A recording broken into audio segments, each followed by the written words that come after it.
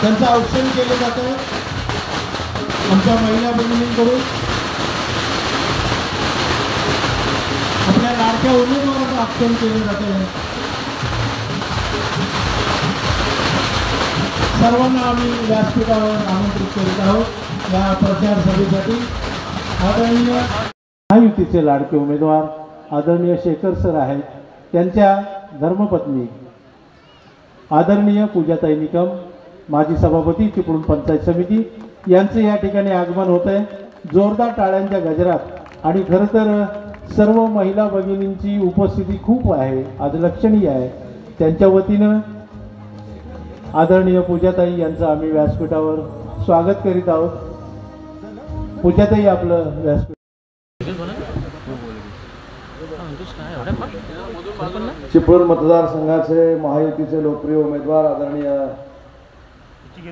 शेखर सरांच्या पहिल्या प्रचार सभेसाठी उपस्थित असलेले स्वतः आपले लोकप्रिय उमेदवार आदरणीय शेखर सर, या विभागाचे माजी आमदार आमच्या शिवसेनेचे उपनेते सदानंद चव्हाण सर, व्यासपीठावर उपस्थित असलेले महायुतीचे सर्व ज्येष्ठ श्रेष्ठ पदाधिकारी, आरपीआयचे आमचे सचिन मोहिते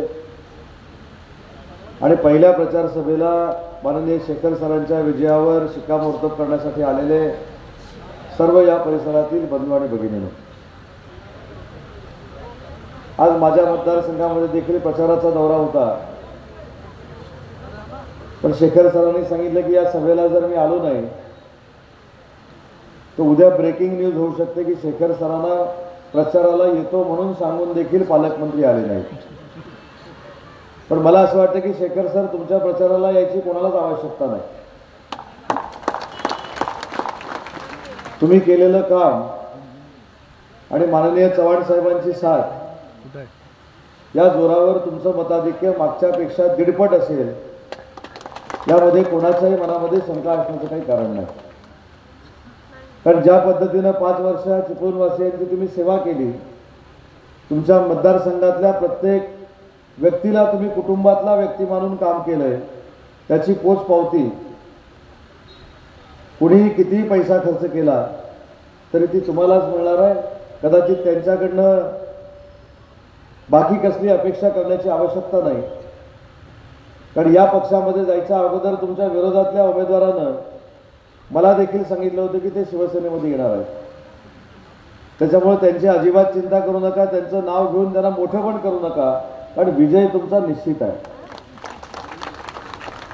आणि आजची ही सभा बघितल्यानंतर एक लक्षात येतं की तुम्ही या मतदारसंघामध्ये सगळ्याच जाती धर्माच्या लोकांना घेऊन सामाजिक सलोखा राखत या चिपळूण मतदारसंघाचा प्रामाणिकपणानं विकास करण्याचा प्रयत्न केला।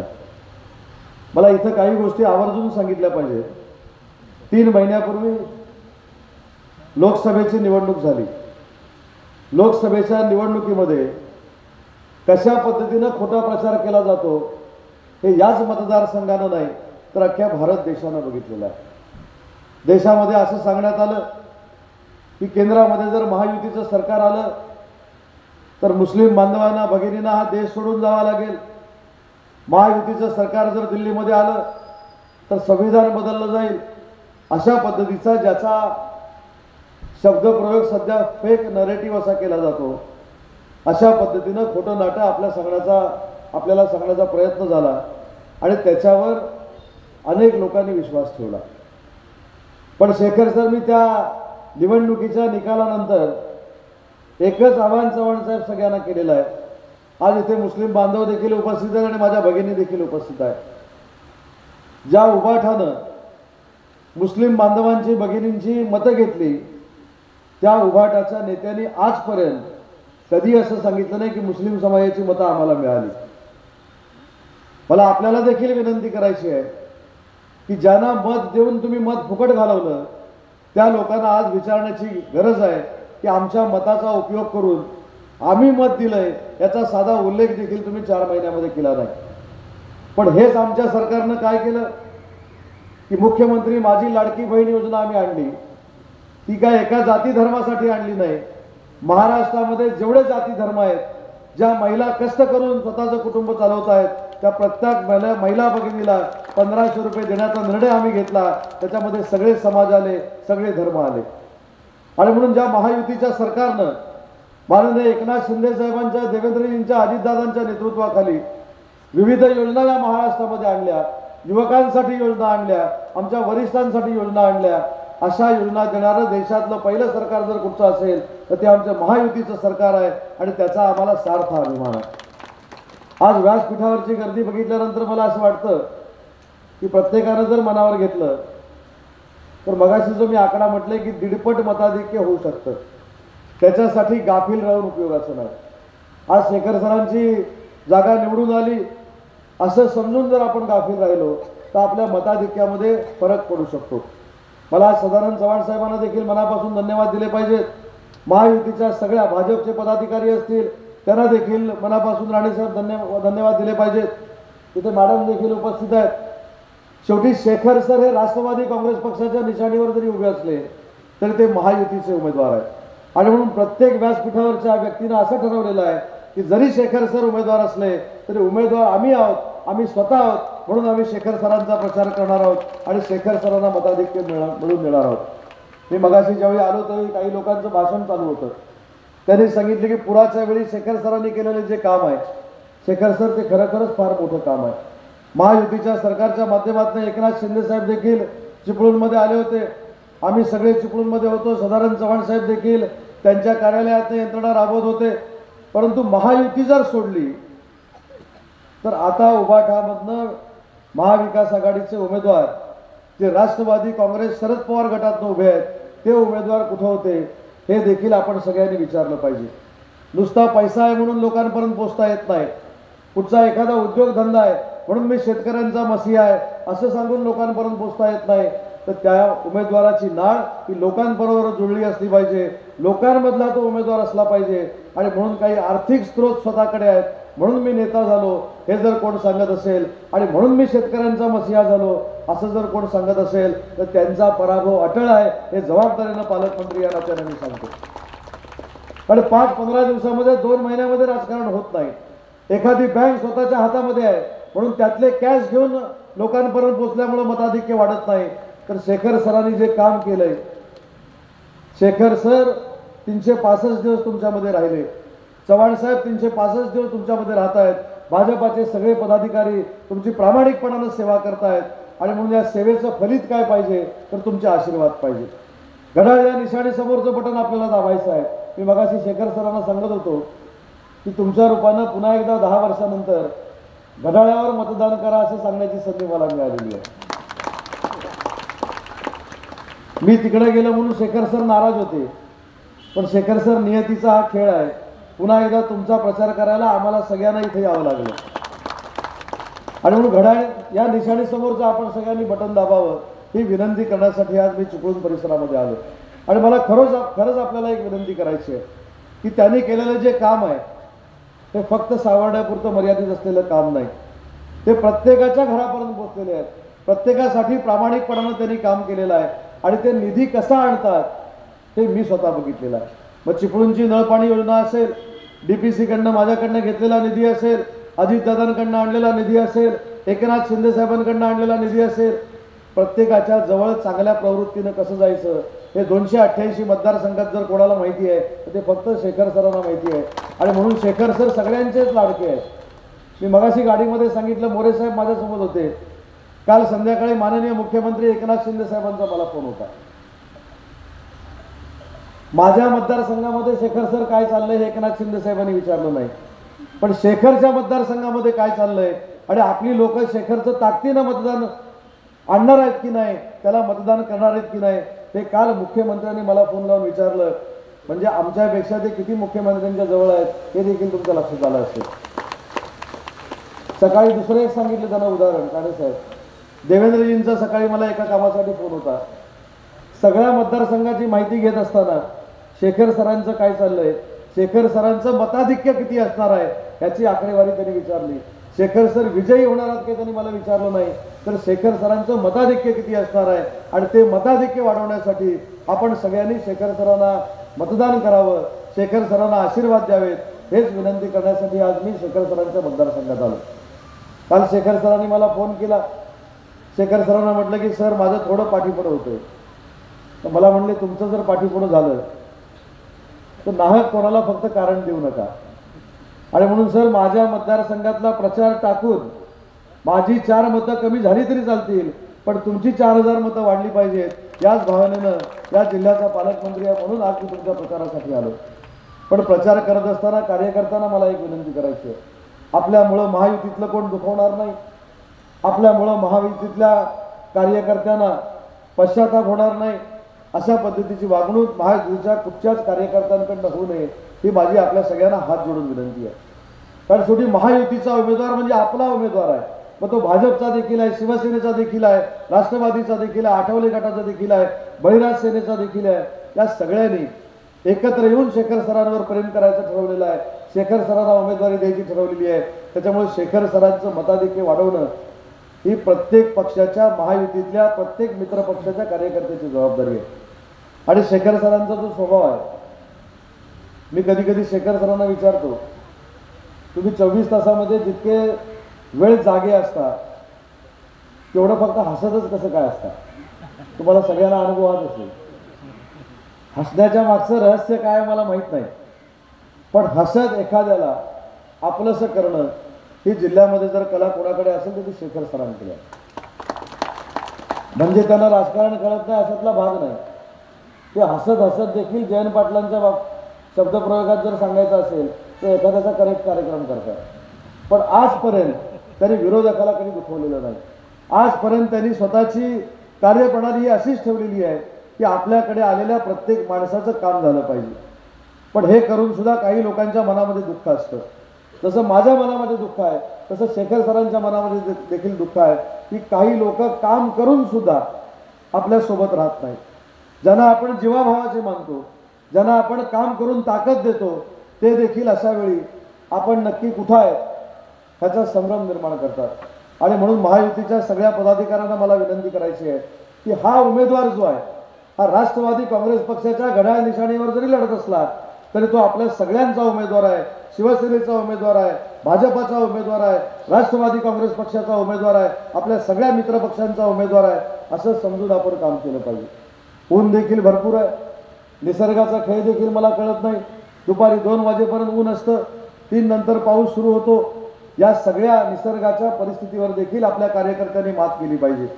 नाहीतर पाऊस पडलाय म्हणून मी बाहेर पडलो नाही, ऊन जास्त आहे म्हणून मी बाहेर पडलो नाही, सरांनी फोन केला नाही म्हणून मी बाहेर पडलो नाही, चव्हाण साहेबांनी मला सांगितलं नाही म्हणून मी बाहेर पडलो नाही, राणे साहेबांचा मला फोन आला नाही म्हणून मी बाहेर पडलो नाही. अशा पद्धतीची भूमिका जर आपण घेतली तर त्याचा परिणाम मताधिक्यावर होऊ शकतो. आणि विरोधकांचं काय चाललंय हे देखील आपण सगळ्यांनी बघणं गरजेचं आहे. ज्या वाडीमध्ये जात आहेत त्या वाडीतल्या लोकांना विचारतायत की तुमचा विकास काय करायचा हा प्रश्न नाही, तुम्हाला किती पाहिजे. मला आपल्या सगळ्यांना विनंती करायची आहे ही धोक्याची घंटा आहे. माणूस ज्यावेळी प्रामाणिकपणानं काम करतो, माणूस ज्यावेळी प्रामाणिकपणानं विकासाची कामं करतो आणि त्याच्या विरोधामध्ये जाऊन अशा पद्धतीची पैशाची प्रवृत्ती ज्यावेळी निर्माण होते त्यावेळी स्वाभिमानानं मतदारांनी ठरवलं पाहिजे की जो आपल्याशी नाळ जोडलेला उमेदवार आहे, जो 365 दिवस आमच्यासाठी काम करतो, त्याच्या मागच आम्ही उभं राहणार आहोत, त्याच व्यक्तीच्या मागं आम्ही आशीर्वाद देणार आहोत. ही भूमिका चिपळूणवासियांनी, ग्रामीण भागातल्या, शहरातल्या सगळ्याच लोकांनी घेतली पाहिजे. आणि हीच पालकमंत्री या नात्यानं आपल्याला विनंती करायची आहे. आज चिपळूणवासियांना देखील माहिती आहे दादा साळवी इथं आहेत, राष्ट्रवादी काँग्रेस पक्षाचे तालुकाध्यक्ष देखील इथं आहेत. शेखर सर निधी कसा नेतात दादा हे तुम्हाला पण चांगलं माहिती आहे. स्वतः एक यादी देतात, जो आम्ही DPC मधनं कोटा ठरलेला आहे ती यादी देतात, त्याला जर पैसे घेऊनच जातात आणि मग 2-4 दिवसानं दादांना पाठवायचं. दादांना सांगायचं बघा दादा तुमचे आणि उदयचे चांगले संबंध आहेत, तो तुम्हाला नाकारणार नाही. मग दादांकडनं पण निधी आणायचा. मग थोड्या दिवसानं तालुकाध्यक्षाला पाठवायचं. मग तालुकाध्यक्ष देखील येऊन सांगतात की बघा साहेब आता आपण एकत्र आलेलो आहोत, तुमचं आणि आमचं कुठं काय वैर होतं, तुम्ही पूर्वीपासून आमच्यासोबतच होता, तुमची राजकीय कारकीर्द आमच्यासमोरच भरलेली आहे म्हणून अजून आम्हाला 50 लाख रुपये द्या. असं करून करून जिल्ह्यातला सगळ्यात जास्त निधी DPCचा देखील शेखर निकम सर स्वतःच्या मतदारसंघामध्ये आणतात, भाजपवाले देखील आणतात. त्याच्यामुळे मतदारसंघामध्ये निधी आणण्याची कला ही आमच्या सगळ्यांपेक्षा जास्त जर कोणाकडे असेल ती शेखर सरांकडे. आणि म्हणून मला आपल्याला विनंती करायची आहे की असा भावनिक नेता पुन्हा एकदा आपल्या सेवेला आमच्या महायुतीच्या मार्फत आम्ही दिलेला आहे.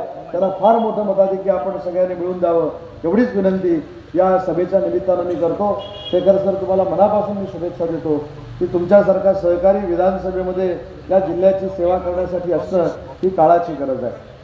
मग चिपळूणमधली ब्ल्यू लाईन रेड लाईन असेल, त्याच्यावर घेतलेले शासनाने निर्णय असतील, त्याच्यासाठी शासनाबरोबर जर भांडायचं असेल, माझ्याबरोबर जर भांडायचं असेल, तरी देखील लोकप्रतिनिधी म्हणून शेखर सरांनी आमच्याबरोबर अनेक वेळा वाद घातलेला आहे.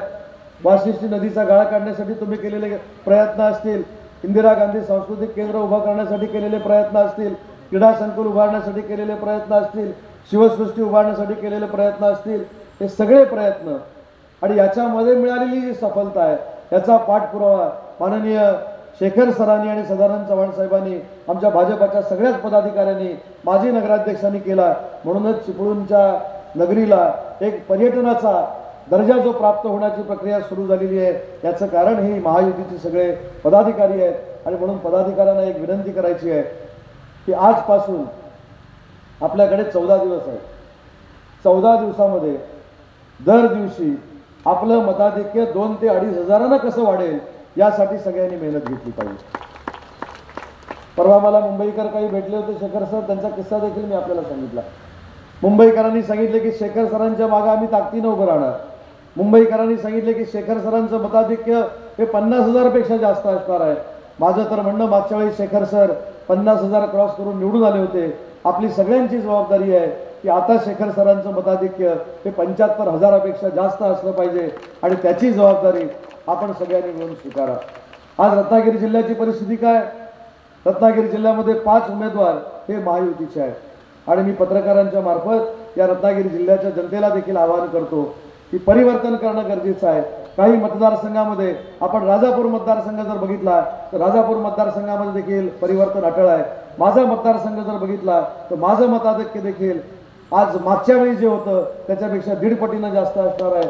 शेखर सर देखील चांगल्या पद्धतीनं निवडून येणार आहेत. योगेश कदम देखील चांगल्या पद्धतीनं निवडून येणार आहेत. आणि मी आज खात्रीला एक सांगतो की गुहागरची जागा देखील महायुतीच जिंकणार आहे. अशा पद्धतीचं चित्र गुहागरमध्ये देखील निर्माण झालेलं आहे. आणि म्हणून हे वातावरण आपल्याला असंच टिकवायचं आहे. आपल्या एखाद्याच्या वागण्यामुळं जिल्ह्याच्या राजकीय वातावरणावर परिणाम होईल अशा पद्धतीचं देखील कृत्य महायुतीच्या कुठच्याही कार्यकर्त्याकडनं होऊ नये ही देखील त्यांना मी हात जोडून विनंती करतो. आणि पुन्हा एकदा घड्याळासमोरचं बटन दाबून फार मोठं मताधिक्य आपण शेखर सरांना, शेखर निकमांना मिळून द्यावं ही देखील विनंती करतो. आणि भविष्यामध्ये आम्ही सगळे मिळून या चिपळूण मतदारसंघाचा विकासात्मक कायापालट केल्याशिवाय गप्प बसणार नाही हा देखील शब्द देतो. पुन्हा एकदा मला रत्नागिरीमध्ये जाऊन काही सभा आहेत, त्याच्यामुळे ही सभा मला अर्धवट सोडून जावी लागते. त्याबद्दल आपल्या सगळ्यांची दिलगिरी व्यक्त करतो. आणि पुन्हा एकदा आपण या सभेला उपस्थित राहून माननीय शेखर निकम सरांच्या विजयावर शिक्कामोर्तब केलं त्याबद्दल आपल्या सगळ्यांचे आभार मानतो आणि थांबतो. जय हिंद, जय महाराष्ट्र. आज प्रथमच आपल्या या भागामध्ये या सभेसाठी उपस्थित असलेले या जिल्ह्याचे पालकमंत्री आदरणीय उदयजी सामंत साहेब, खरं तर आम्हाला आज तुमचा वेळ पाहिजे होता, पण थोडक्यात तुम्ही भाषण आटपून निघालात.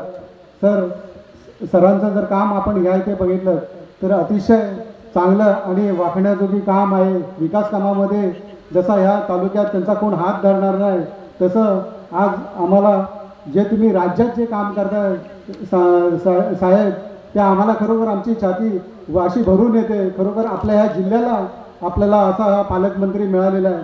मी या निमित्ताने या इथे साहेब सांगेन, आपल्या ह्या इथे कोयना जलविद्युत प्रकल्प आपल्या ह्या इथे आहे आणि या प्रकल्पामध्ये मागच्या वेळी 2016-17मध्ये जे प्रकल्पग्रस्त भरले गेले त्यावेळी तटकरी साहेब शेखर सर होते त्यावेळी, आणि यांच्या माध्यमातून आपल्या इथे प्रकल्पग्रस्तांना चांगला न्याय मिळाला होता. आणि त्यानंतर आपल्या ह्या इथं प्रकल्पग्रस्त 2017 साली सगळं बॅच बंद पडल्या आणि त्या आज तागायत बंद पडलेल्या आहेत.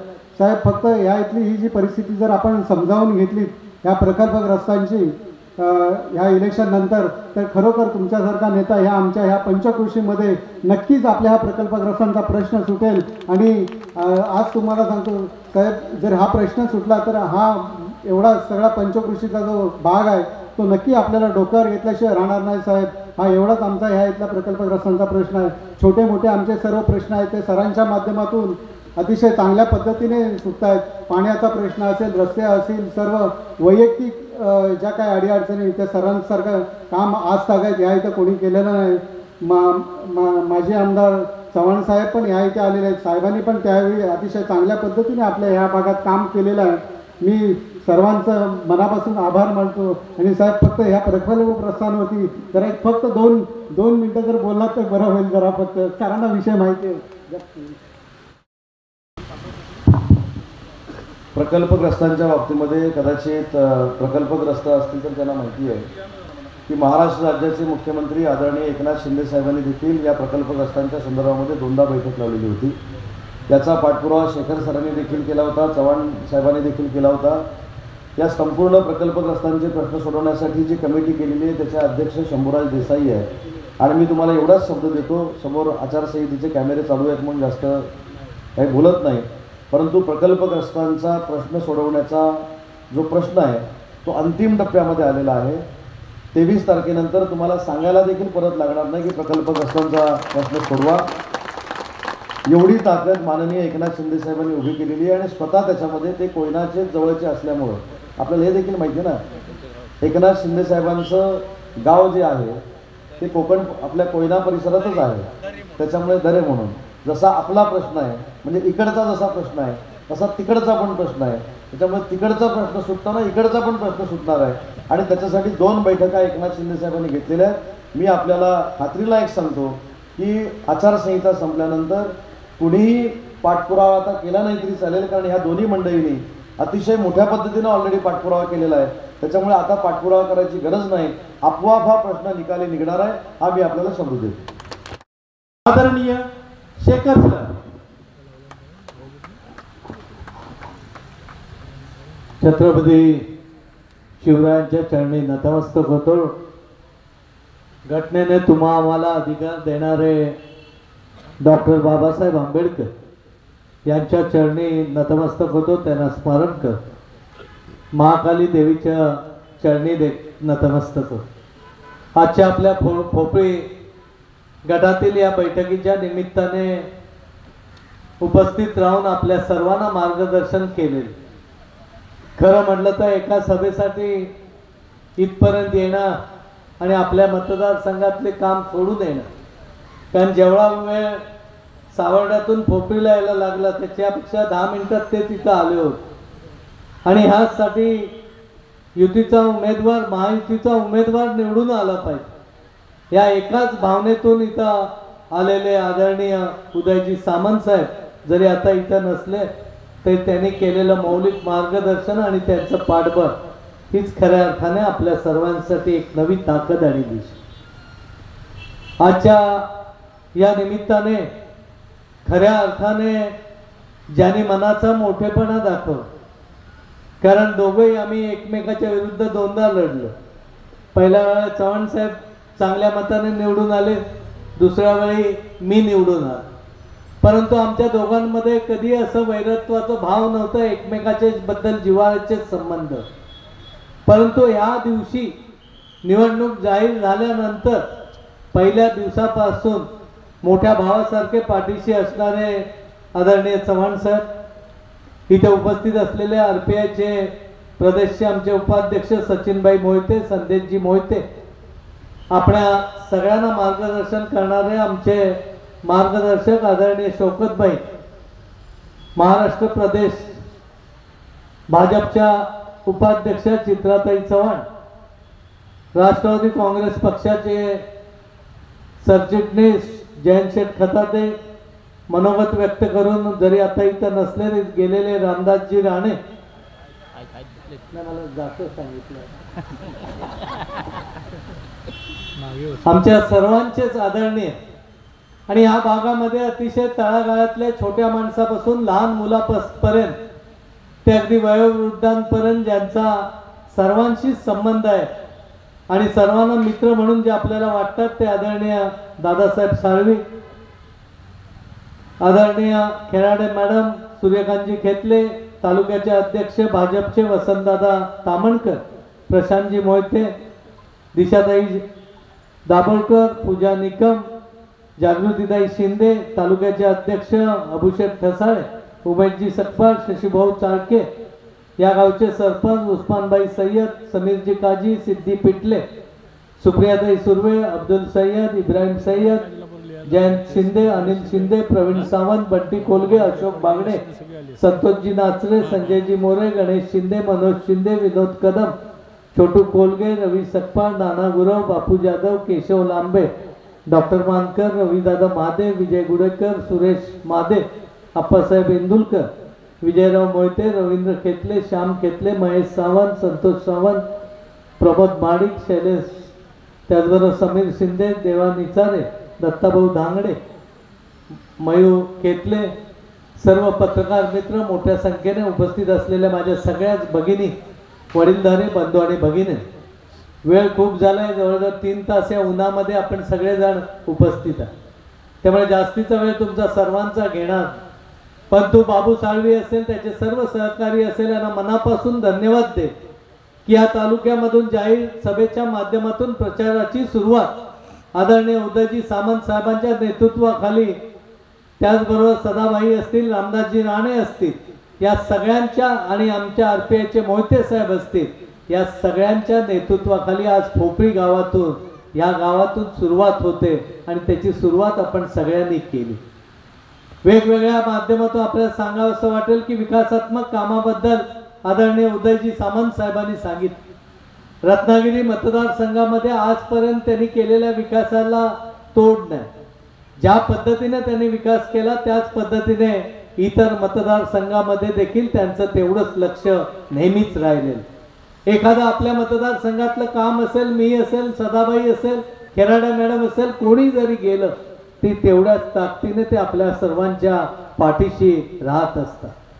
आणि या सगळ्या प्रक्रियेतूनच आपण या निवडणुकीला सामोरं जातो. कारण या राज्याचे मुख्यमंत्री आदरणीय एकनाथ शिंदे साहेब असतील, या राज्याचे दुसरे उपमुख्यमंत्री आदरणीय फडणवीस साहेब असतील, आणि आमचे सर्वांचे नेते सातत्याने या सगळ्या प्रक्रियेमध्ये पाठीशी असलेले अजितदादा असतील, सुनील तटकरे साहेब असतील, रवींद्र चव्हाण साहेब असतील, ही मंडळी या मतदारसंघामधल्या विकास कामासाठी सातत्याने पाठीशी आहे.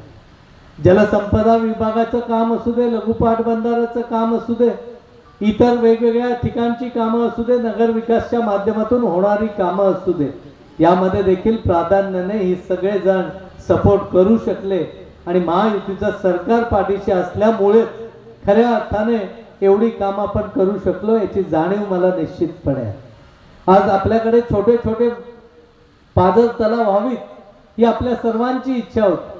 मला सांगायला अतिशय आनंद वाटेल, पाझर तलाव काही 5 वर्षात होत नाही, त्याच्या मागे आधीची मेहनत असते. सदाबाईंनी त्यावेळी फुरुस असेल, कोसबी असेल, मुंडे असेल, रिक्टोली असेल, शिरगाव असेल किंवा ओळी नांदिवसे असेल, यासारख्या पाझर तलावांची सुरुवात करून ठेवली होती. आणि म्हणूनच अंतिम मंजुरी करण्याचं काम या युती शासनाच्या माध्यमातून आपण करू शकतो. सावर्ड्यासारख्या ठिकाणी पाण्याची टंचाई ज्यावेळी निर्माण झाली त्यावेळी डेरवण धरण दुरुस्ती असेल किंवा 90 कोटीचं सावर्ड्याचं पाझर तलाव असेल, हे देखील आपल्याला या युती शासनाच्या माध्यमातूनच मंजूर करतात. अनेक वेळा निवडणुका आल्या की ग्रॅव्हिटीची पाणी योजनेची आपल्याला नेहमीच गाजर दाखवण्याचं काम केलं जाईल, परंतु हे चिपळूण शहराची 155 कोटीची ग्रॅव्हिटीची पाणी योजना मंजूर करत असताना खेराडे मॅडम आणि त्यांचे सर्व त्यावेळचे सहकारी यांनी एक हे केला होता, म्हणजे पाया रचला होता. आणि हा पायामध्ये कळस गाठण्याचं काम या राज्याचे मुख्यमंत्री एकनाथ शिंदे साहेब, नगर विकास मंत्री म्हणून, आणि फडणवीस साहेब आणि आदरणीय अजितदादांनी आणि रवींद्र चव्हाण आणि पालकमंत्र्यांची साथ होती. म्हणूनच या भागातली ही पाणी योजना 155 कोटीची मंजूर झाली.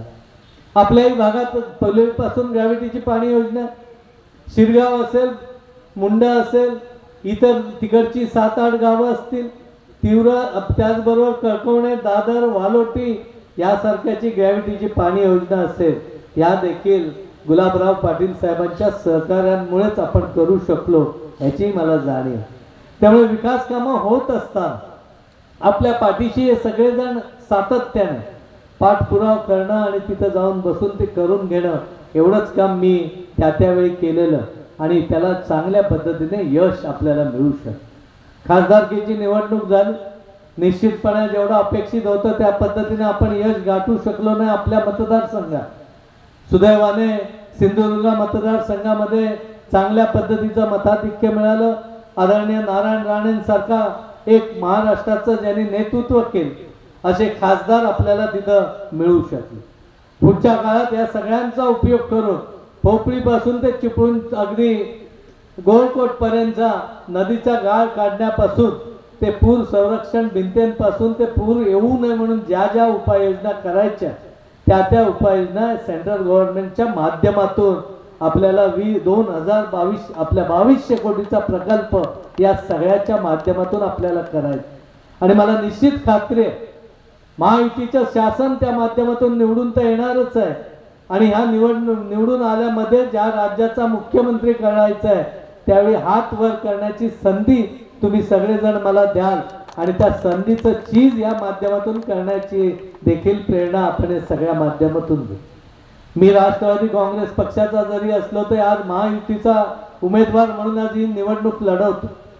त्यामुळे माझी जबाबदारी असणार आहे की महायुतीचा प्रत्येक कार्यकर्त्याला सांभाळून जपून त्याला पुढे नेण्याचं काम आपल्याला करावं लागणार आणि ते करीन हा शब्द देखील आजच्या दिवशी मी आपल्या सगळ्यांना मनापासून देईन।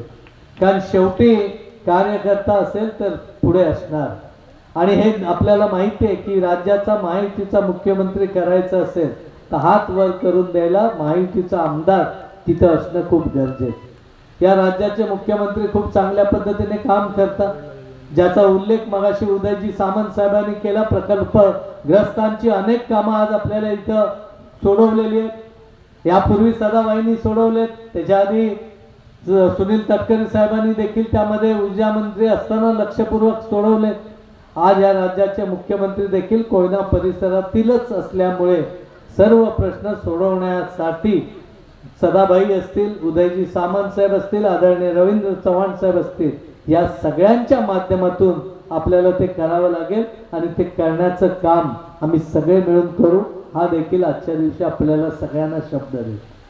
अनेक कामाबद्दल बोलायचं झालं तर विकास कामं ही होत राहणारी प्रक्रिया आहे, कामं कधी संपत नसतात। पुढे देखील पर्यटनाला चालना देण्याचं काम आपल्याला करावं लागेल कारण ग्रामीण पर्यटन वाढलं तर तिथल्या बाजारपेठा वाढणार आणि ग्रामीण पर्यटन वाढवण्यासाठी अनेक गोष्टी आपल्याला पुढच्या काळात करावं लागतील आणि त्यासाठी देखील जे जे करता येणं शक्य आहे ते आपण निश्चितपणे करू। या युती शासनाच्या माध्यमातून लाडकी बहीण आपल्याला योजना आली, तुमच्यापैकी अनेकींना 1500 रुपये दर महिन्याचे मिळाले असतील, मला वाटतं सगळ्यांना मिळाले असतील। एखादे चुकून जर काही कारणास्तव नसते मिळाले तर त्याची पूर्तता होऊन ते देखील आपल्याला निश्चित मिळते। 1500 रुपये ही रक्कम काही जणांना छोटी वाटत असते, परंतु आपल्या छोट्या मोठ्या गरजा पूर्ण करण्याचं काम या रकमेच्या माध्यमातून निश्चितपणे होणार आहे हे देखील तेवढंच महत्त्वाचं। आणि योजना कायमस्वरूपी चालवण्याचा शब्द आदरणीय मुख्यमंत्री महोदयांनी 29 पर्यंत ही योजना महायुतीचं शासन आल्यानंतर चालू तर राहणारच आहे, परंतु 1500 मध्ये वाढ किती करता येईल याचाही विचार युती शासनाच्या माध्यमातून मुख्यमंत्री आणि दोन्ही उपमुख्यमंत्री करणार आहे। त्यामुळे तुम्ही कुठेतरी छोट्या मोठ्या गोष्टीकडे लक्ष न देता कायमस्वरूपी ही योजना कशी राहील आणि आपण सगळे महायुतीच्या मागे कसे राहू हा विचार करून आपल्याला पुढे जायचं। सर्वात महत्त्वाची गोष्ट म्हणजे महिला भगिनी इथे खूप आहे। मला सांगायला आनंद वाटेल की आपल्या ग्रामीण भागातल्या मुली पुढे शिकल्या पाहिजेत या भावनेतून ह्या मुख्यमंत्री आणि दोन्ही उपमुख्यमंत्र्यांनी मुलींच्या शिक्षणाचा मोफत जी सुविधा तुम्हाला दिले हा एक क्रांतिकारक निर्णय आहे। उद्या MBBS असो की ॲग्रिकल्चर असो, फार्मसी असो की अन्य व्यावसायिक कोर्स असो, या कोर्ससाठी देखील पूर्ण फी शासन माफ करतंय आणि ही खूप मोठी उपलब्धीत आहे। आपल्याकडची गरीब घरातली मुलगी देखील जर हुशार असेल, कष्ट करणारी असेल तर तिला शिकायचंय तेवढं शिकायची संधी या युती शासनाने आम्हाला दिलेली आहे आणि हा देखील एक क्रांतिकारक निर्णय आपल्याला सगळ्यांना। दुसरी अतिशय महत्त्वाची गोष्ट या शासनाने केली, 1.5 लाखापर्यंत आपल्याला मेडिकलची सुविधा उपलब्ध होती, ती सुविधा 5 लाखापर्यंत नेण्याचं काम देखील या शासनाने केलेलं आहे. अनेक अल्पसंख्याक समाजासाठीच्या योजना देखील शिक्षणापासून ते वेगवेगळ्या माध्यमातून या सगळ्यांनी या माध्यमातून केले. मला सांगायला आनंद वाटेल, नगर विकास खातं मुख्यमंत्री महोदयांकडे मला शहरामध्ये देखील 350 कोटी रुपयाचा निधी देत असताना गोळकोटचं स्मशान कब्रस्तान असेल, गोळकोट रोडचं असेल, मापारी मोहल्ल्याचं असेल, आपलं वांगडे मोहल्ल्याचं असेल, कासकर मोहल्ल्याचे असेल आणि आपल्याकडचं देखील सय्यदवाडीपासून इतर सगळ्या मोहल्ल्यातली कब्रस्तान चांगल्या करण्याचं काम या माध्यमातून झालेलं आहे. त्यामुळे आपण असं लक्षात घ्या, लाईट बिल मोफत केलं, वीज पंप एजी पंप मोफत झालेले. त्यामुळे आपण लक्षात घेतलं पाहिजे, महायुती शासन हे खऱ्या अर्थाने सर्वसामान्य माणसाच्या जीवनाचा दर्जा उंचावण्याचं काम या माध्यमातून करत आलेलं आहे, पुढेही करत राहील आणि चांगल्या पद्धतीने काम आपल्याला करायला मिळेल. मी आपल्या सगळ्यांना मनापासून धन्यवाद देतो की भर दुपारी जरी वर सिंगल कापड असला तर किती गरम होतं याची कल्पना इथं डबल कापड असून आम्हाला जाणवतं. त्यामुळे जास्तीचा वेळ घेत नाही. महिला भगिनींना एवढीच विनंती करेन की तुमचा भाऊ या नात्याने एक 15 दिवस आहेत ते आपण झटून माझ्यासाठी द्यावेत. पुढे महायुतीचा एक कार्यकर्ता म्हणून तुमच्या सगळ्यांच्या पाठीशी राहण्याची भूमिका इथं बसलेल्या व्यासपीठावरच्या मान्यवरांसह सगळे घेतील हा विश्वास आजच्या दिवशी व्यक्त करतो. फार वेळ न घेता 20 तारखेच्या निवडणुकीला घड्याळी निशाणी, घड्याळावर अनेकांनी इथं बसलेल्या अनेकांनी पहिल्यांदाच बटन दाबायची वेळ त्यांच्यावर येणार, ज्याचा उल्लेख सदाबाईंनी केला की मागच्या वेळी देखील आमच्यावर सगळ्यांवर पहिल्यांदाच वेळ आली होती. त्यावेळच्या याच्यामुळे आपलं निदान आपण एकमेकाशी जवळीक देखील आपली आली. इथून पुढच्या काळात या बैठका सातत्याने होतील, जेणेकरून महायुतीचाच उमेदवार एवढा आमदार हीच वागण्याची पद्धत असेल आणि त्याच पद्धतीने आपण सगळ्यांनी मिळून काम करूया. पुन्हा एकदा बाबू आणि त्याच्या सर्व सहकाऱ्यांना मनापासून धन्यवाद देतो की अतिशय दुपारच्या वेळी जाहीर सभा घेण्याचं धाडस त्यांनी दाखवलं, कारण सहसा दुपारी कोण घेत नसतं. त्यामुळे हे धाडस दाखवायचं त्यांनी काम, समोरचा काय करतोय काय सांगतोय याच्याशी काय आपलं देणं घेणं नाही. त्यांना त्यांचं काम करत राहू दे, त्यांना आमिष दाखवू दे, काय करायचं ते करू दे, तो त्यांचा सह, कारण त्यांना त्याशिवाय पुढे जाताच येणार. पण आपली भूमिका ही विकासाची आहे, विकासाबरोबर जाण्याची भूमिका आपली सगळ्यांची आहे. त्यामुळे इथून पुढच्या काळात जसं एकनाथ शिंदे साहेब झटून काम करतात, जसं फडणवीस साहेब एखादं काम सांगितलं की त्याचा पाठपुरावा करतात, आणि आदरणीय अजितदादा तर आपल्या मतदारसंघातला कुठचाही काम नेलं तर ते कशा पद्धतीने पुरं होईल हीच भूमिका घेण्याचं काम करतात. त्यामुळे इथली कामं देखील होण्यासाठी महायुतीचं सरकार येणं ही काळाची गरज आहे आणि ते येणार आहे हा देखील पक्का विश्वास आजच्या दिवशी व्यक्त करतो. सगळ्यांना मनापासून धन्यवाद आणि शुभेच्छा देतो.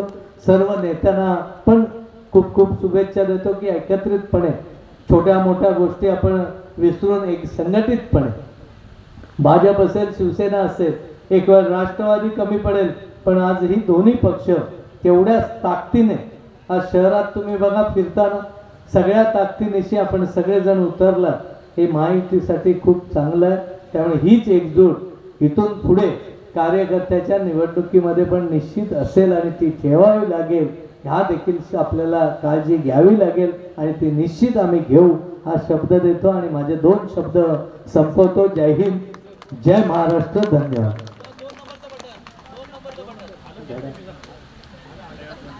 आपल्याला माहिती आहे की उद्या रवींद्र चव्हाण साहेब पण येणार आहे आणि या सगळ्यामध्ये 2 नंबरचं बटन म्हणण्यापेक्षा घड्याळी निशाणीच लक्षात ठेवा. आपण ग्रामीण भागात जरी असलो ते 23 सदस्य सोसायटीत निवडणूक काढणारे आपण लोक, त्यामुळे चिन्हा भिन्नात काय फार काय ह्याचं बघायचं नाही, घड्याळ बघायचं आणि पहिल्यापासून आपलं घड्याळच आहे. काही जणांना पहिली वेळ असेल त्यांनी समजून घ्या की महायुतीसाठी, महायुतीच्या मुख्यमंत्र्यासाठी घड्याळ्या बटनावर आपण निशाणीवर बटन दाबून मतदान करा. थांबतो. जय हिंद, जय महाराष्ट्र.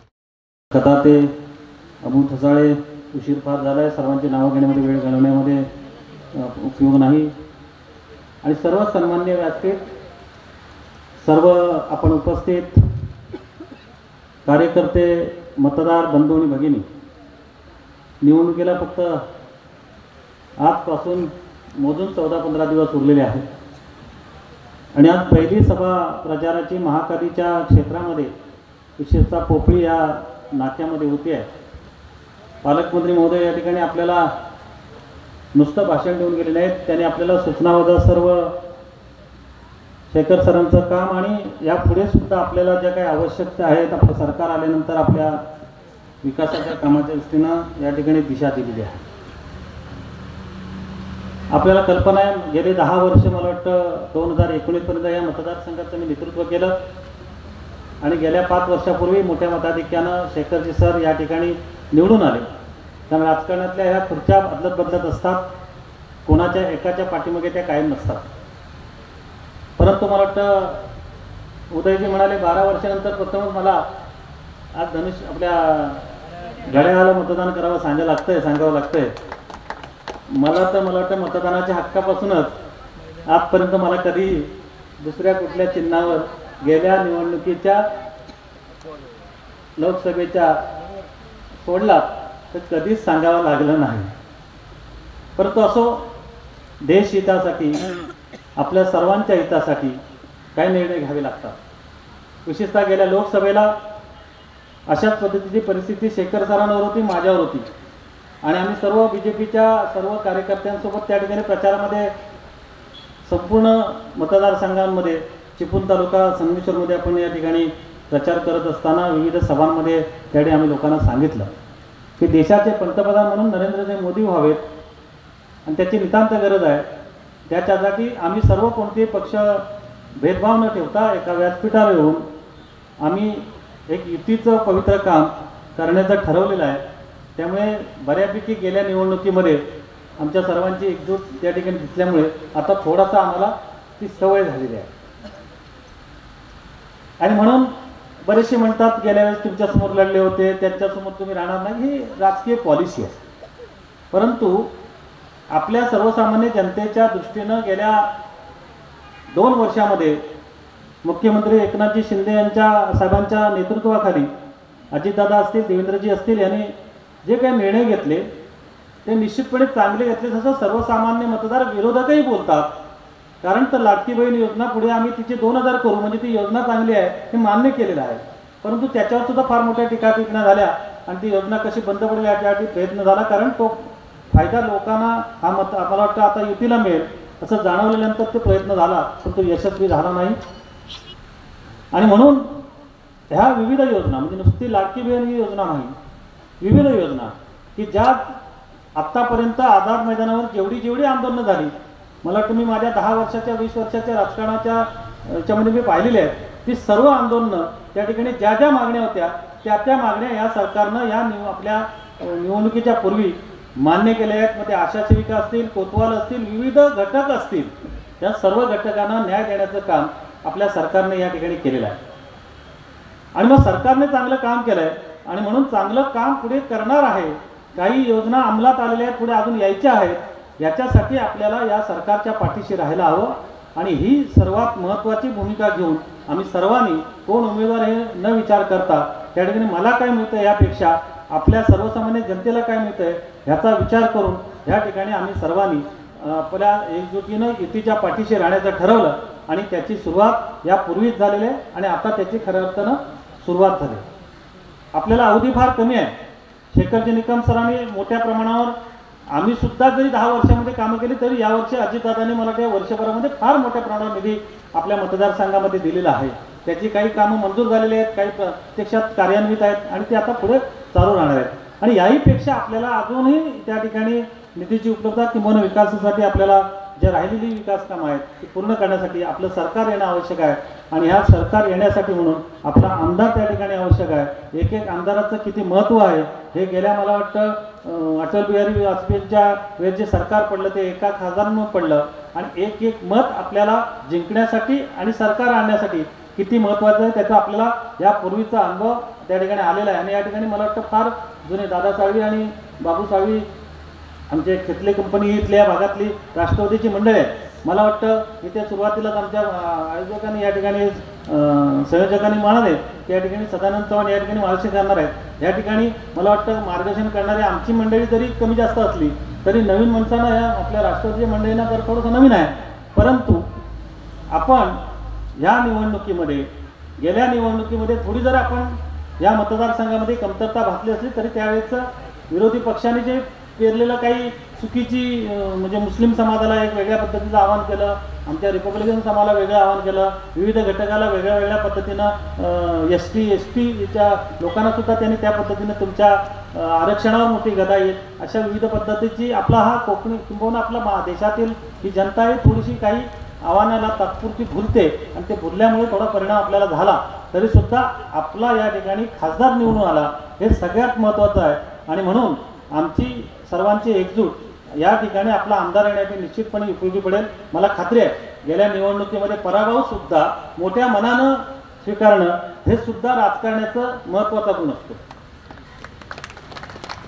गेल्या निवडणुकीमध्ये जरी माझा पराभव झाला तर गेल्या 5 वर्षात माझा पराभव अमक्यान केला आणि तमक्यान केला हे मी काय कधी सगळं बसलो नाही. पराभव हा शेवटी पराभव असतो, एक मतानं असू दे नाही तो लाखानं असू दे, तो शेवटी पराभव आहे. परंतु सरांना मी एवढीच एक फक्त आठवण करून देईल की आपण जे गेल्या निवडणुकीमध्ये ज्या पद्धतीनं आम्ही सुद्धा तुम्ही विकासाची कामं केलीत, मी सुद्धा विकासाची प्रचंड कामं केली होती. त्यावेळेस तुम्हाला सुद्धा त्या बऱ्याच आपल्या कार्यकर्त्यांना आपल्या मतदारसंघामध्ये काम करताना त्या ठिकाणी आपले मतदान भेदणं आमचं शिवसेनेचं फार कठीण काम होतं, ते आपण भेदलेलं आहे. आणि आपल्याकडे जसे आता उदयजी सामंत यांनी आपलं सांगितलं की तुमचे गुण सांगितलेले आहेत की तुम्ही कशा पद्धतीने कुणाला आत्मसात करता, कशा पद्धतीने कामं करून घेता, हे सगळं जरी असलं तरी तुम्हाला एक सांगतो, तुम्हाला अदृश्य हात जमा करण्याची मोठी शक्ती तुमच्याकडे आहे.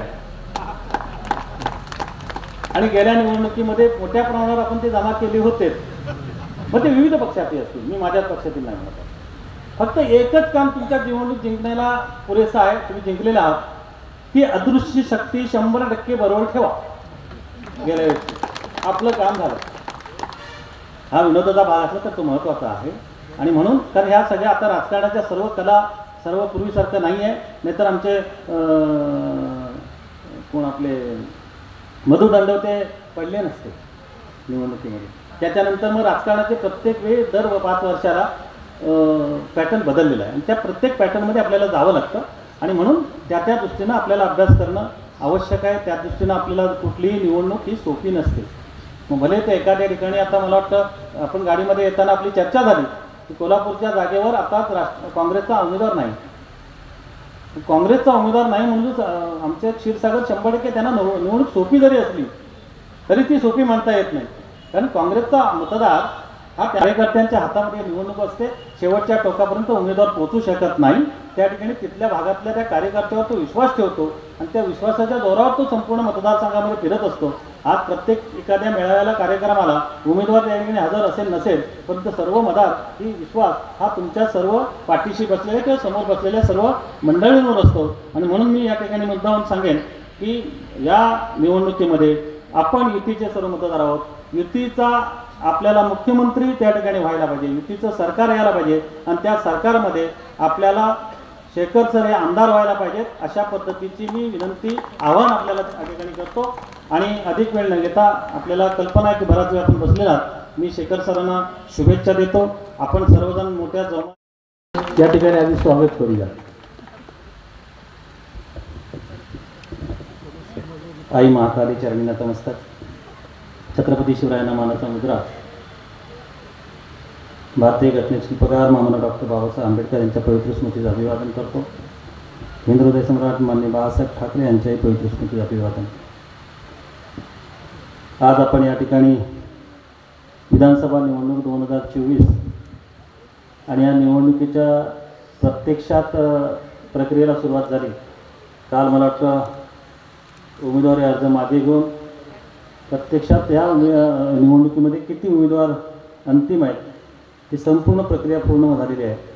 आणि आपल्या या मतदारसंघामध्ये या 2024च्या विधानसभा निवडणुकीमध्ये 6 उमेदवार त्या ठिकाणी उभे आहेत. त्यामध्ये प्रमुख विजयी होणारे उमेदवार म्हणून जे आपल्या सर्वांचे लाडके आमदार आणि आत्ताचे उमेदवार शेखरजी निकम सर, या ठिकाणी व्यासपीठावर RPIचे ज्यांनी आता आपल्याला मार्गदर्शन केले ते सन्माननीय सचिन मोहिते, सन्माननीय भाजपाच्या आलं तर आपले आमदार त्या संख्येत जमा होतील आणि आपली युतीची ताकद आज खासदार आपले नारायण राणे साहेब, आज तुम्ही बघत असाल ह्या कोकणाचं एक नेतृत्व करणारं चांगलं व्यक्तिमत्व आहे. आज राष्ट्रवादीतून आपले सुनीलजी तटकरे साहेब ते सुद्धा खासदार झालेत युतीतून. आणि आमदार जर आपले आता व्हायला हवे असतील तर ही ताकद, ही युतीची ताकद आमच्या महिला भगिनींनी आणि सर्वच मान्यवरांनी लावण्याची गरज आहे, ही या निमित्ताने मी सांगेन. आज 2 शब्द बोलण्याची संधी दिली त्याबद्दल मी सर्व शेखर सरांचा हा जो पूर्ण चिपळूण संगमेश्वर मतदारसंघातून जो आजपर्यंतची जी कारकीर्द आहे ही सांगायला नको आहे. आज इथे आज पोफळी पंचायत समिती गणातून हा पहिलाच ग्रामीणमध्ये युतीची म्हणून हा मेळावा झालेला आहे. ह्या मेळाव्यामध्ये भाजप असेल, शिंदे गट असेल, शिवसेना, राष्ट्रवादी असेल आणि आताच आठवले गट असेल आणि इतर जे सर्वसमावेशक सर्वच पक्ष ताकदीने उतरले. आज आमच्या पक्षाची भूमिका मांडायची झाली भाजप म्हणून तर तुम्ही बघत असाल की कोकणामध्ये नेतृत्व आज रवींद्र चव्हाण साहेबांसारखं नेतृत्व आहे आणि त्यांच्या नेतृत्वाखाली जितक्या प्रचार सभा होतात ते उद्या 6 तारीखला इथे आम्हाला भेटायला येणार आहेत. ह्याचं एकच कारण आहे की ज्या ज्या अंगावरती त्यांनी घेतलेल्या ज्या उमेदवारांच्या ज्या जबाबदाऱ्या आहेत ह्या 100% जिंकण्यासाठी रवींद्र चव्हाण साहेब उतरलेले असतात. आणि आजच त्यांच्या माध्यमातून मी इतकंच सांगेन की 100% युतीचं काम हे भाजपाच्या माध्यमातून आज 100% कसं आम्हाला शेखर सरांना मतदान करता येईल ह्यासाठी खरं आम्ही इथे उपस्थित आहोत. आज तामणकर साहेब, शेखर सरांचा हा जो पूर्ण चिपळूण संगमेश्वर मतदारसंघातून जो आजपर्यंतची जी कारकीर्द आहे ही सांगायला नको आहे. आज इथे आज पोफळी पंचायत समिती गणातून हा पहिलाच ग्रामीणमध्ये युतीची म्हणून हा मेळावा झालेला आहे. ह्या मेळाव्यामध्ये भाजप असेल, शिंदे गट असेल, शिवसेना, राष्ट्रवादी असेल आणि आताच आठवले गट असेल आणि इतर जे सर्वसमावेशक सर्वच पक्ष ताकदीने उतरले. आज आमच्या पक्षाची भूमिका मांडायची झाली भाजप म्हणून तर तुम्ही बघत असाल की कोकणामध्ये नेतृत्व आज रवींद्र चव्हाण साहेबांसारखं नेतृत्व आहे आणि त्यांच्या नेतृत्वाखाली जितक्या प्रचार सभा होतात ते उद्या 6 तारीखला इथे आम्हाला भेटायला येणार आहेत. ह्याचं एकच कारण आहे की ज्या ज्या अंगावरती त्यांनी घेतलेल्या ज्या उमेदवारांच्या ज्या जबाबदाऱ्या आहेत ह्या 100% जिंकण्यासाठी रवींद्र चव्हाण साहेब उतरलेले असतात. आणि आजच त्यांच्या माध्यमातून मी इतकंच सांगेन की 100% युतीचं काम हे भाजपाच्या माध्यमातून आज 100% कसं आम्हाला शेखर सरांना मतदान करता येईल ह्यासाठी खरं आम्ही इथे उपस्थित आहोत. आज तामणकर साहेब, आजच्या या संगमेश्वर चिपळूण मतदार क्षेत्रातील सर्वसामान्यांचे उमेदवार पाहायला गेला तर एक उखाणा बोलतो, आईजीच्या जीवावर बायजी उदार, आईजीच्या जीवावर बायजी उदार, सासऱ्याच्या जीवावर जावई सुभेदार. हा जो जावई आला ना हा आयात केलेला आहे. तू तरी वाचते का पिपारी वाचते? शेखर साहेब, चांद्यापासून बांद्यापर्यंत आंबेडकरी जनता, फुले शाहू विचारांची जनता या वेळेला शेखर साहेबांशिवाय दुसरा उमेदवारच नाही अशी भावनेने कामाला लागलेले. आम्ही आमच्या वस्त्यांमध्ये बौद्धवाड्यामध्ये विचारलं, अरे तुमच्या काय अडचणी आहेत का? ते बोलले 5 वर्ष अगोदरच आमच्या अडचणी शेखर साहेबांनी संपवल्या. असं हे नेतृत्व आहे. तुम्हाला सांगतो, माझे वडील दिवंगत ॲडव्होकेट दयानंद मोहिते साहेब जेव्हा आम्ही कोकण प्रदेशमध्ये काम करत होतो, दिवंगत खासदार गोविंदा निकम साहेबांच्या वेळेला आम्हाला विचारलं, मोहिते साहेब तुम्हाला काय दिलं जाईल? माझ्या वडिलांनी त्यावेळेला सांगितलं की शासनकर्ती जमात होण्याचं एक स्वप्न आमच्या कार्यकर्त्यांच्या ओराचे असलं. ताबडतोब गोविंदा निकम साहेब बोलले, ज्या दिवशी मी निवडून देईन मोहिते साहेब आपल्या कोकणातील रिपब्लिकन पार्टी ऑफ इंडियाचे बिनविरोध जिल्हा परिषदेवर 8 सदस्य त्यांनी नियुक्ती केली. ही जाण असलेलं नेतृत्व. आम्ही शेखर सरांकडे बघतो, आपण सर्व बघता, शेखर सर हे उल्लेख केला जातो, आदराने केला जातो.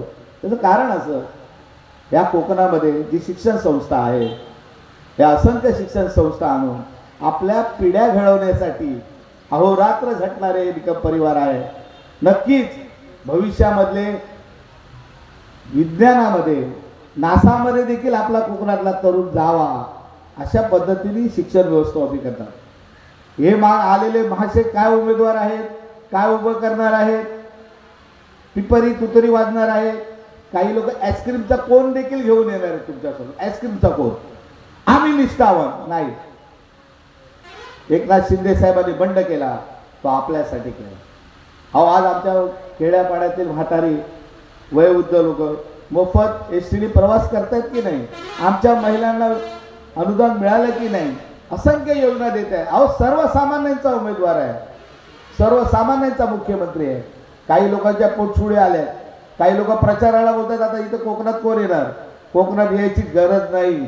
आमचे शेखर साहेब, आमचे निकम सर यांच्या आशीर्वादाने रिपब्लिकन पार्टी ऑफ इंडियाच्या आठवले साहेबांच्या वतीने संपूर्ण ताकद आम्ही शेखर साहेबांच्या पाठीशी उभी केलेली आहे. नक्कीच भविष्यामध्ये रिपब्लिकन पार्टी ऑफ इंडिया महायुतीचे शेखर सर आमचे शिक्षण मंत्री असतील तरच या कोकणाचा विकास अजून अधोगतीने आणि उन्नतीने होईल, गतिमान महाराष्ट्राच्या दिशेने वाटचाल करेल. महायुतीचे सर्व प्रमुख पदाधिकारी आम्ही कामाला लागलो. शेखर साहेब चिंता करू नका. इतिहासात पहिल्यांदा अशी नोंद होईल की चिपळूणमध्ये एक इतिहास घडला, तो शेखर निकम साहेबांच्या नावाने घडला, त्याच्या रूपाने घडला.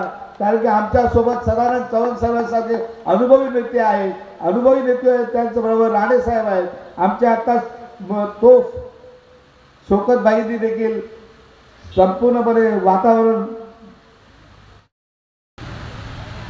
चिपळूणचे माजी आमदार माननीय सदानंदजी चव्हाण साहेब, रामदासजी राणे, चित्राताई चव्हाण, खेडेकर मॅडम, व्यासपीठावर उपस्थित असलेले सर्व मान्यवर, उपस्थित बंधू आणि भगिनी,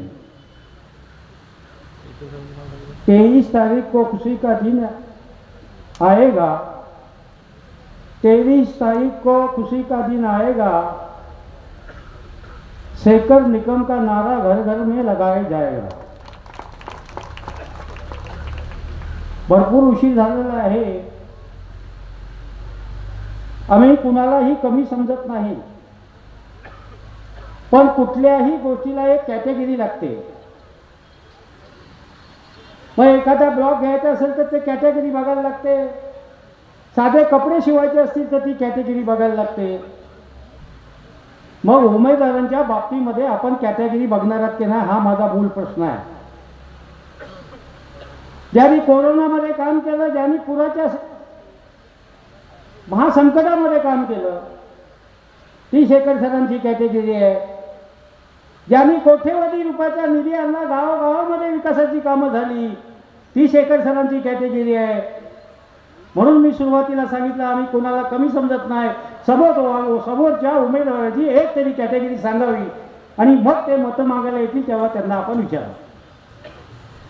हौशे गवशे नवशे बरीच असतात. 4.5 वर्ष काय करायचं नाही आणि शेवटच्या 6 महिन्यामध्ये छत्र्या उघडायच्या, त्या छत्र्याचा दांडा हातामध्ये राहत नाही, तो हवेत उडून जातो. तेवढं बाकी आपण लक्षात ठेवलं पाहिजे. मी आपल्याला विनंती करेन, अमेरिकामध्ये आता नुकत्याच निवडणुका झाल्या, तिथले जे राष्ट्राध्यक्ष आहेत ते पाऊण तास त्या मतदानाच्या लाईनीमध्ये उभं राहून मतदान केलं. म्हणजे त्या मताला किती महत्त्व आहे तो बघा, आपल्याला किती अधिकार आहे तो बघा. अमेरिकेसारखा राष्ट्राध्यक्ष पाऊण तास लाईनीत उभा राहून मतदान करतो.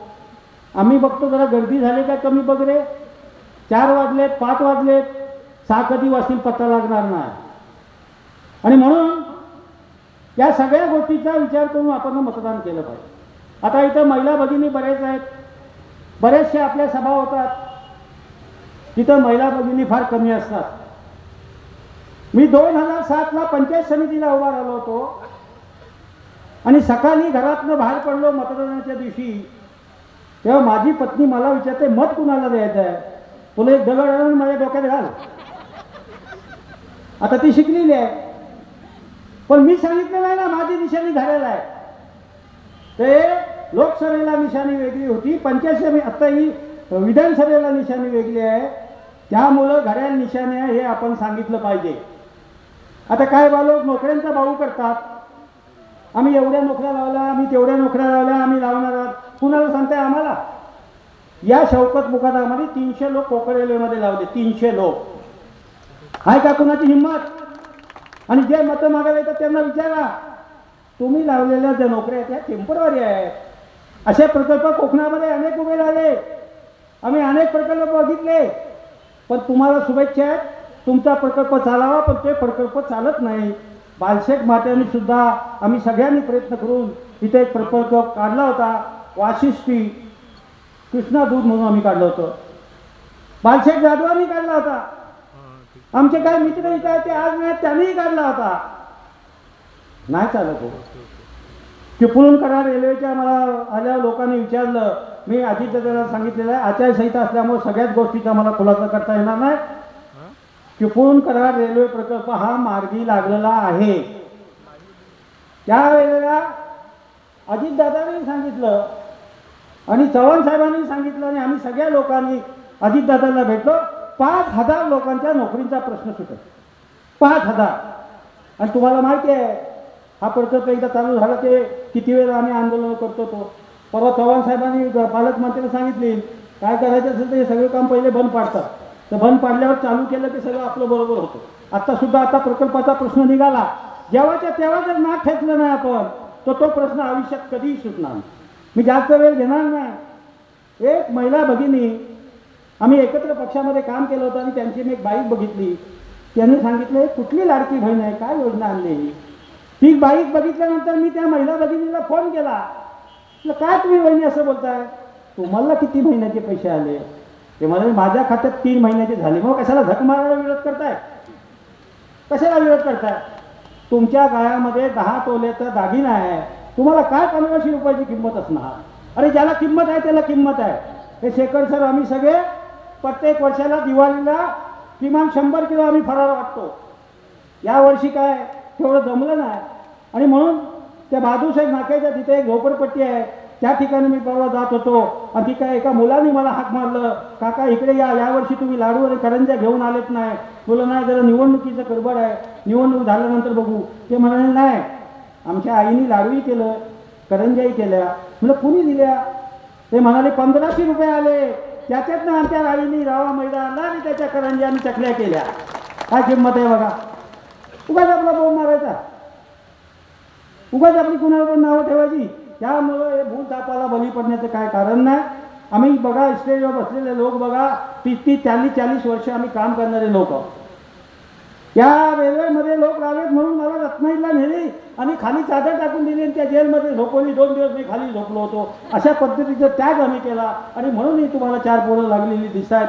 भविष्यातही तशाच पद्धतीचं आम्ही काम करू. आता शेखर सरांच्या बाबतीमध्ये त्यांनी जो अहवाल छापलाय तो अहवाल इथं आहे. त्या अहवालावर त्यांचा फोटो आहे, तो माझा फोटो नाही त्यांचा आहे. त्या फोटोवर मिशी आहे त्यांची, माझी मिशी नाही आहे. तर तो अहवाल तुम्ही वाचा. महाराष्ट्रामध्ये हातावर बोलणारे आमदार आहेत, त्यांनी कोट्यावधी रुपये आणलेले आहेत आणि त्यांनी माझ्या समक्ष अजितदादांनी सांगितलं शेखर सरांना, अरे तुम्हाला किती पैसे द्यायचे. अख्खी महाराष्ट्र चिपळूण आणि संगमेश्वरमध्ये नेतो की काय महाराष्ट्राची तिजोरी. पण एक शब्दाने अजितदादांनी कधीही त्यांना नाही म्हणालेलं नाही. याचा साक्षीदार मी आहे. आणि म्हणून आपलं मत हे विकासाच्या कामाला मत आहे. आपलं मत हे संगमेश्वर चिपळूण तालुका पुढे नेण्याच्या दृष्टिकोन मत आहे. आणि अफवाला बली पडू नका. आम्ही स्टेजवर लोक बसलेले आहेत तर सगळ्यावर नजर फिरवा. ह्याच्यात कोणी बिनकामाचं नाही आहे, कुणालाही बिनकामाचं आणून बसवलेलं नाही. प्रत्येक गावातला सरपंच आहे, प्रत्येक ताकदीचा आमदार, प्रत्येक ताकदीचा तो माणूस आहे. प्रत्येकाच्या हातामध्ये 5,000 10,000 मतं आहेत आणि तुम्ही कशाला विचार करताय. आत्ता जी फटाक्याची माल लावली दादा साली, तुम्हाला पहिला मान आहे शेखर सर आमदार झाल्यानंतर. कारण ते आमदार झाल्यानंतर सत्काराची लाईन लागते आणि ते होणार आहे. त्यामुळे 1 तारीख तुम्हाला आहे. आणि तुम्हाला माहिती आहे 2007 साली मी पंचायत समितीचा सभापती होतो, तेव्हा मी डान्ससुद्धा केलेला आहे. वाट बघतोय रिक्षावाला, त्याच्यानंतर मी केलेलं नाही. आणि शेखर निकम निवडून आल्यानंतर तुम्हाला माझा डान्स बघायचा असेल तर या भोपळीच्या नाक्यात करीन. आणि म्हणून 20 तारखेला मोबाईल, TV हे सगळे बंद ठेवा आणि पहिल्यांदा सकाळी उठल्यानंतर देवाचं नाव घेऊन अल्लाचं नाव घेऊन पहिले मतदानाचा हक्क बजवा आणि काय घाबरण्याचं कारण नाही. म्हणतात काय महायुतीचं सरकार आल्यानंतर मुसलमान खतरे में आहे. अरे सोडून द्या, काय बोलताय आणि कुणाला बोलताय? आम्हाला सगळ्या जातीचं नाव गेला. माझी तर मान्य आज अशी आहे की जो कोणी बोलेल मोठे साहेब, जो कोणी बोलेल की या देशाची घटना आम्ही बदलणार आहोत, तर त्या माणसालाच पहिल्यांदा गुन्हा दाखल झाला पाहिजे की तो चुकीचं बोलतोय म्हणून. तो देशविरोधी आहे हे तुम्ही बोलता कसं? अरे घटना बदलणं सोपं आहे काय? अरे अख्खा देश पेटेल, हा देश जागेवर राहणार नाही. तुम्ही कशाला हुशारा सांगताय आणि कुणाजवळ बोलताय? कुणाला कोई भी खतरे में नहीं रहेगा, सब एक साथ में रहेंगे. घटना भी किसी का बाप आए तो भी नहीं बदलने का, एक ध्यान में रखने का, अपने को शेखर सर को आमदार करने का है. जय हिंद, जय महाराष्ट्र. आपल्याला सर्वांनी इथं आव्हान केलं आहे, थोडीशी निवडणूक म्हटलं की सभा घेणं, मतदारांशी संवाद साधणं हा निवडणुकीतला भाग असतो. आणि त्याचाच एक भाग म्हणून 3 दिवसापूर्वी अभिषेक ठसाळे आणि सर्व आमचे मंडळाध्यक्ष आम्ही जेव्हा बसलो तेव्हा शेखर सर ज्या काय 7, 8, 10 सभा ठरल्या त्यात पहिली सभेचा जर मान कोणी मिळाला असेल तर या पूर्व विभागाने मिळवलं. माझी इथं बऱ्याचशा कार्यकर्त्यांना या सभागृहात जर नजर फिरवली किंवा आजूबाजूला नजर फिरवली तर एक लक्षात येतं आहे की इथं बरेचशा कार्यकर्ते जर पाहिलं, आपण जर अनुभवलं तर काही कार्यकर्त्यांनी युतीमध्ये काम केलेलं आहे आणि काही कार्यकर्त्यांनी आघाडीमध्ये काम केलं. पण या सगळ्यांचा मिलाप आता महायुतीच्या माध्यमातून झालेला आहे, याचं भान मात्र प्रत्येकाने घ्यावं. कारण उमेदवारांनी कबूल केलेलं आहे. उमेदवारांनी परवा आम्ही जेव्हा बसलो होतो, त्यांच्या ऑफिसला बसलो होतो, तेव्हा त्यांनी सांगितलं, मनाचा मोठेपणा करून सांगितलं की मागच्या निवडणुकीला मी निवडून आलो होतो, तो आघाडीचा उमेदवार म्हणून निवडून आलो होतो, पण आता उद्या मी निवडून येणार आहे, हा महायुतीचा उमेदवार म्हणून निवडून येणार आहे. माझी तुम्हाला सर्वांना विनंती की जे राजकारण ज्या पद्धतीने झपाट्यानं बदलतंय, केंद्रामध्ये नरेंद्र मोदींचं सरकार आलं, विकसित देश ह्या टॅग लाईन खाली सरकार आलं, तोच धागा पकडून महाराष्ट्र राज्यामध्ये सन्मान्य शिंदे साहेब असू द्या, देवेंद्र फडणवीस साहेब असू द्या, आता अजित पवार साहेब असू द्या, ह्या सगळ्यांनी जी काही युती केलेली आहे हे विकसित राज्य म्हणून युती केली आहे. आणि या विकसित राज्यामध्ये जर आपला चिपळूण संगमेश्वर मतदारसंघाचा आमदार, जर आपला लोकप्रतिनिधी हक्काचा लोकप्रतिनिधी असेल तर या चिपळूण संगमेश्वर मधला विकास हा विकसित व्हायला वेळ लागेल असं मला वाटत नाही. माझी सर्व कार्यकर्त्यांना विनंती आहे की भारतीय जनता पार्टीचे असू दे, शिवसेनेचे असू दे, नाहीतर RPIचे असू दे, नाहीतर राष्ट्रवादीचे असू दे, तुम्ही सर्वांनी माझी बाबूराव, माझी तुम्हाला एकच विनंती, बाबू स्वामी आणि युक्त उपस्थितीतल्या सर्व कार्यकर्त्यांना विनंती आहे की प्रत्येकानं आपल्या जे काही कार्यकर्ते त्या कार्यकर्त्यांना एकत्र घेऊन बसा, मतदार यादीचं वाचन करा. आणि कसं शेवटी उगाच आपण मागच्या टायमाला जेव्हा लोकसभेला जो काय आवाडावा केला तसं वातं करून जमायचं नाही. कारण आज प्रत्येकाची वल्गना, प्रत्येकाची अपेक्षा वाढलेल्या आहे.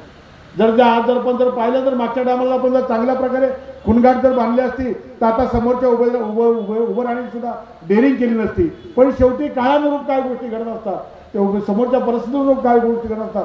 म्हणून माझी तुम्हाला विनंती आहे, मी कार्यकर्त्यांना भरपूर बोलायचं पण वेळ भरपूर चालला आहे, वक्तही भरपूर बोलणार आहेत, म्हणून आपलं जास्त वेळ घेणार नाही. माझी भारतीय जनता पार्टीची किंवा युतीच्या कार्यकर्त्यांना विनंती आहे, प्रत्येक बूथवरचे 2-2 कार्यकर्ते बसा, मतदार यादी पूर्ण वाचा आणि त्या मतदार यादीच्या भारतीय जनता पार्टीच्या शिस्तीप्रमाणे ABC ही वर्गवारी करा. आणि एकवर तो कार्यकर्ता भारतीय जनता पार्टीचा सुद्धा असेल तर तो तुम्हाला नक्की सांगेल की शेवटी आपला वोट 51%च्या वर 60% कसा जायला पाहिजे. या संदर्भात जे काही मार्गदर्शन आहे ते भारतीय जनता पार्टीच्या कार्यकर्त्याकडून घ्यावं अशी विनंती करतो. आणि माझी तुम्हाला सर्वांना विनंती आहे, सर्व भारतीय जनता पार्टीला, शेवटी निवडणूक म्हटलं की प्रत्येक एखाद्याचा मान राखला जातो, एखाद्याचा मान राखला जात नाही, एखाद्याला सन्मान दिला जातो, एखाद्याला सन्मान दिला जात नाही. शेवटी जेव्हा वेगवेगळ्या प्रकारची 12 बळीदार जेव्हा एकत्र येतात तेव्हा या सगळ्या गोष्टींना सामोरं जाण्याची हिंमत, ते कार्यकुशलता तुमच्या आमच्यात हवी. आणि म्हणून ह्या सगळ्याचं मोजमाप जर तुम्हाला आम्हाला टाकायचं असेल तर शेखर सरांच्या पारड्यात येणाऱ्या 20 तारखेला आपण सर्वांनी टाकावं आणि घड्याळ निशाण समोर बटन दाबून येणाऱ्या निवडणुकीचे भागीदार व्हावेत, साक्षर व्हावेत अशी युतीच्या माध्यमातून विनंती करतो आणि थांबतो. जय हिंद, जय महाराष्ट्र. प्रचारार्थ या प्रचार सभेच्या निमित्तानं उपस्थित असलेले जिल्ह्याचे पालकमंत्री ज्यांनी आता आपल्याला सर्वांना विनंती केलेली आहे, आग्रह केला आहे, ते सन्माननीय उदयजी सामंत साहेब,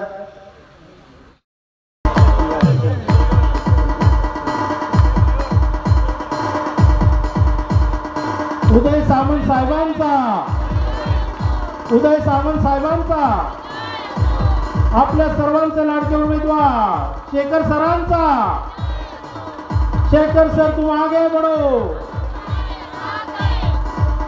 माझ्यावर ते सर आगे बढ़ो। सर्वांचं टाळ्याच्या गजरामध्ये या ठिकाणी आम्ही स्वागत करीत आहोत। सन्मान्य उद्योग मंत्री उदयजी सामंत आमच्या गावात आज खोपडीचे महायुतीचे लाडके उमेदवार आदरणीय शेखर सर आहेत, त्यांच्या धर्मपत्नी आदरणीय पूजाताई निकम, माजी सभापती चिपळूण पंचायत समिती यांचे या ठिकाणी आगमन होत आहे जोरदार टाळ्यांच्या गजरात। आणि खरं तर सर्व महिला भगिनींची उपस्थिती खूप आहे, आज लक्षणीय आहे। त्यांच्या वतीनं आदरणीय पूजाताई यांचं आम्ही व्यासपीठावर स्वागत करीत आहोत। पूजाताई आपलं व्यासपीठावर मनपूर्वक स्वागत आहे। शैला या वहिनी या।